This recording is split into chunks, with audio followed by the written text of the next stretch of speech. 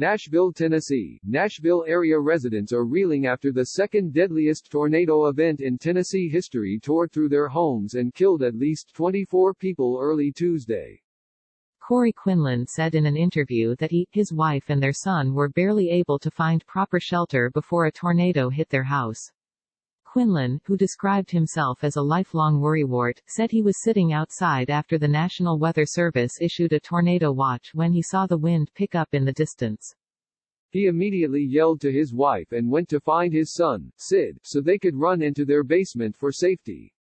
As we're running from his room to the basement, the roof is sucking up, Quinlan said.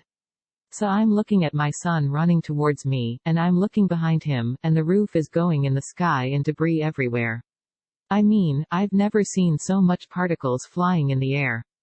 Together, the family huddled for about 20 minutes while the tornado passed over them.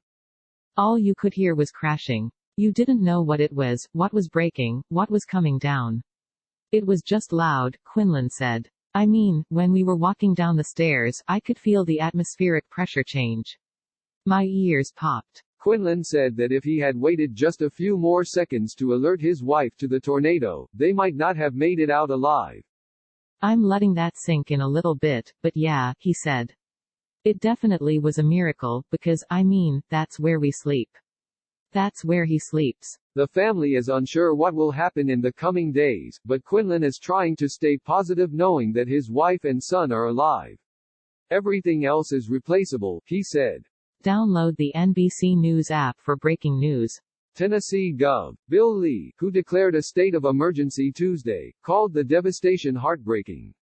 But Lee also noted his pride in how survivors have banded together to help their fellow Tennesseans amid the destruction. In the worst of circumstances, the best of people comes out, and that's what we're seeing here in Tennessee, Lee said at a news conference Tuesday. It is as we would expect. Shawnee Noakes was lucky enough that her family's home wasn't terribly damaged. She decided to bring her 11-year-old son, Josiah, with her to help those who were less fortunate and clean up the wreckage in their neighborhood. Well, we are firm believers in helping others and serving others, and the only way to get them used to doing it and making it part of their lives is to bring them out when they're young, Noakes said. It was sad to see their friends lose their homes, but Josiah said he was happy to help with the cleanup.